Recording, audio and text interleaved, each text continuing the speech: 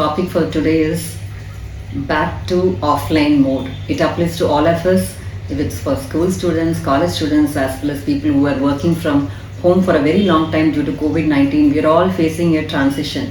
And I think almost 10 to 15%, I'm not sure about the statistics, we're always already when gone through this kind of transition even from last September. And there is again a major chunk of people who will be facing the transition since certain companies were still operating from this work from home mode only. So we'll also be seeing our toddlers, right from the toddlers to the teenagers, going back to school and also facing all this offline stuff. And also people who are going to companies and also to as a teachers, everyone is facing this major transition, right, from what we had been facing from 2020 to 2022 currently. So how to be prepared psychologically with all this kind of transition, which is we are going to deal with very soon. And for some people who have been dealing, and they would have definitely been facing some issues there. So we'll be seeing how we can face it more in a more effective way. So what I would always suggest, the first thing is to have a proper routine, because it's been 2 years that we all forgot about the routine, about waking up at the similar time, that is a consistent time, like it'll be 6 or 7, and also then getting all ready, and then having 3 times a meal, and also going back to bed on time. All this went for a toss in our COVID time, and we're all got used to different modes of sleeping and different modes of waking up and different modes of our routine, which is all gone for a toss. But again, grasping those things back and following it and using it has actually been a very major challenge. So especially it's going to be very difficult for children as well as teenagers who has been used to this kind of routine, and most of the times they're with gadgets, and because of which it had taken a toll on their study academics as well. So people who are very good students and above average students, nowadays they've been only scoring average because of the shift again from online to offline, where they've been facing the real people and the real question papers, which they have been answering only in the online mode as such. So it would take a definitely toll on their mental health in terms of anxiety and depression, because I've been getting a lot of my clients, teenagers especially, with anxiety and depression issues, because their expectation on themselves has been faring very high, but they're not able to handle those expectations from themselves and also from the parents. More than the pressure from the parents and the society, nowadays children are putting a lot of expectations on their own selves as well. So I'm seeing that trend also. And one more thing, for people who are going to office also, there is a major transition. So the tips would be to first go to school and get a feel about it and how it would really feel like being in the real situation. As well as for people who are going to be working in companies, you can just go there and take a look at your companies, and if possible you can go and check it out, or only to get the reality check even before you continuously go. And also it's very important that you practice your routine. For example, for a long time you've been sleeping haphazardly and also eating as well as waking up haphazardly, and at least a week before going into the offline mode, or at least if not the minimum 1 week I would say, or actually recommended is a month before this transition, you need to practice the routine, because brain suddenly cannot change, we adapt to these changes. We can't immediately adapt to these changes, it will take some time. So we need to already practice waking up this particular time, what is expected in the offline mode. So, and that particular thing will set a rhythm in your brain as well. And because the last minute and so long I'll be there, the next Monday I have to go, then you really cannot do it, and you feel irritable and frustrated as well. And for a lot of your teenage children, it is going to be a major challenge, because so far they have been in a very safe world, in a very comfort zone, without even meeting real people, and been stuck with the gadgets and been into the online mode most of the time. So for them to really face the friends and having a real face time with them is for most of us going to be very anxious. And social anxiety is something which I've been witnessing in my counseling situation as well.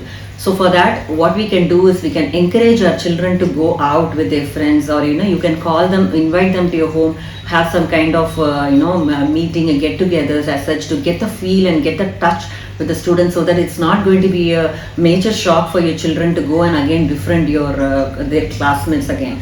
So if this transition is going to have a major issue in your major impact on your social skills as such, because for 2 years children actually do not know how to even socialize in the real time. I'm talking about the FaceTime, not through the gadgets.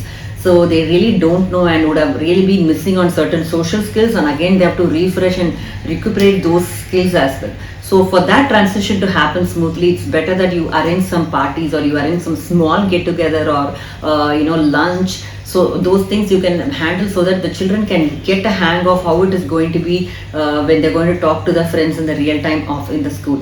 As well as when it comes to academics, the expectation you have on your children should be even little less than average, I would say, because expectations are always there and it's always good enough when as long as expectations are going to be realistic. And currently there is the transition, and now the study rhythm, everything has gone down, and for them to again come back to their original high levels of functioning, if not high to the actual levels of functioning, it's going to take some time.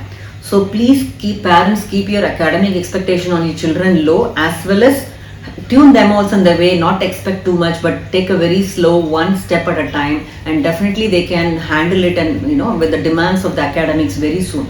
But if you're going to expect them, oh God, we have lost everything, now you have to really catch up soon, and that's going to cause a lot of anxiety in them.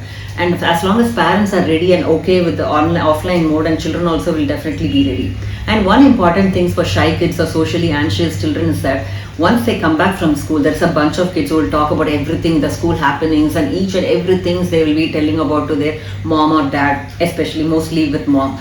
But there are certain children who don't want to be immediately talked to about all this stuff, because they are like more socially anxious or more introverted or shy kids or whatever you turn them as. As soon as they come from school, you need to give them some space for them to get ready, warm up, and then only have a conversation with you. And if you're going to immediately ask them, come on, tell me what really happened to the school, they'll feel really very difficult to open up. So you need to give that much needed time.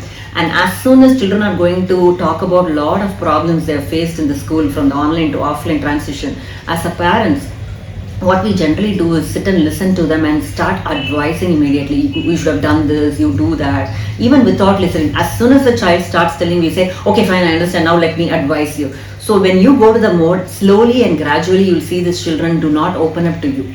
So the best communication strategy I'm going to share with all of the parents is be patient and be very good at active listening. That is, you have to specifically have your own time to talk to your children. That quality time is very important. I know that parents may be very busy, and whatever limited time you have, you need to set it aside, and as soon as the children wants to talk to you, please give that much needed time to them, because they have lots to say to you. And that moment, please stop your advising part and start listening, and give them all your ears completely. You understand what they've said and you rephrase it to them, and then that is all is needed for the children to feel very warm and calm, and that is the mood they want them to be set in also. Because any amount of advice, they know what to do, they just want some kind of warm listening and assurance.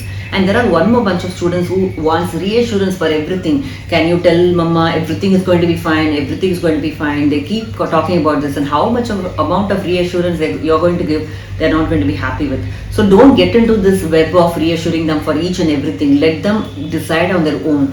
If they're going to come up with a bunch of worries or problems, ask them to write it down and ask them to tell themselves or discover themselves. If anybody else would be facing this problem, what would you tell them? What would you advise them? Make their brain work. Don't just go by the instruction. If they're going to come up with a problem, if you're going to give a solution immediately, their brain is not going to work. So you need to give them that space and ask them to use their thinking, critical thinking, problem solving skills, and they feel really empowered to have solved their own problems. Especially when they are emotional, don't do this. Just listen to them when they are emotional. When they are fine, when they are in a clear mindset, then you can talk about this problem solving stuff and empower them. Don't go to the depth of solving all the problems for your children and reassuring them. That's not going to help them. That's going to handicap them very badly. And for adults who are going back to the companies, and as well also, the same tips also suits you. That is, you need to have a well-built routine, and you have to come back from those the kind of lifestyle you've been having, which was really not good for your physical and mental health. And good that things have been going offline now, and there is a lot of pros attached to that as well. Start looking the positive side in it, and don't keep complaining about the negative aspects. It's not going to help anyone. So adaptation is the only thing, and change is the only permanent thing. And we were all ready for the online mode 2 years back, and now we have to be ready for the offline mode as well, and learn to embrace life as it comes. Because after all, flexibility is a major skill that we all need to develop, right? It's also, we can call it an attitude as well. So I think this video would have helped you with some doable and practical tips to handle your children and handle yourself, and be ready for your offline transition this month, that is June. So all the best for your transition and for your successful and happy life. Take care, and please suggest me any more topics you would like me to talk about also in the comment section. And please do subscribe to my channel if you have not subscribed, and also do share my videos if you find it useful. Thank you. Catch you again. Take care. Bye.